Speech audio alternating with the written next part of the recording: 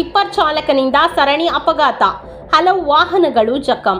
ಕೋಟ ಸಮೀಪದ ಹುಣಸೆಮಕ್ಕಿ ಹಾಲಾಡಿ ಸಂಪರ್ಕ ರಸ್ತೆಯ ನ್ಯೂ ಪಾರಿಜಾತ ಹೋಟೆಲ್ ಸಮೀಪ ಅತಿ ವೇಗದಿಂದ ಬಂದ ಟಿಪ್ಪರ್ ಲಾರಿ ಚಾಲಕ ಮುಂದಿನಿಂದ ಚಲಿಸುತ್ತಿದ್ದ ಈಚರ್ ವಾಹನ, ಕಾರು ಹಾಗೂ ಪಿಕಪ್ ವಾಹನಕ್ಕೆ ಡಿಕ್ಕಿ ಹೊಡೆದ ಪರಿಣಾಮ ಸರಣಿ ಅಪಘಾತ ಸಂಭವಿಸಿದೆ.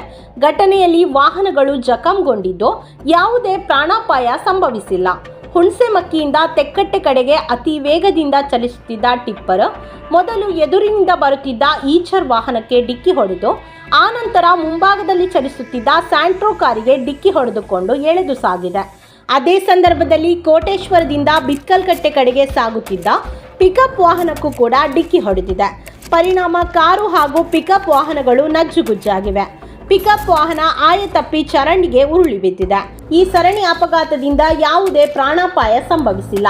ಅಪಘಾತದ ದೃಶ್ಯ ಇಲ್ಲಿನ ಹೋಟೆಲ್ ಒಂದರಲ್ಲಿ ಅಳವಡಿಸಿದ ಸಿಸಿ ಕ್ಯಾಮೆರಾದಲ್ಲಿ ಸೆರೆಯಾಗಿದ್ದು ಅಪಘಾತದ ತೀವ್ರತೆಯನ್ನು ತೋರಿಸುತ್ತದೆ.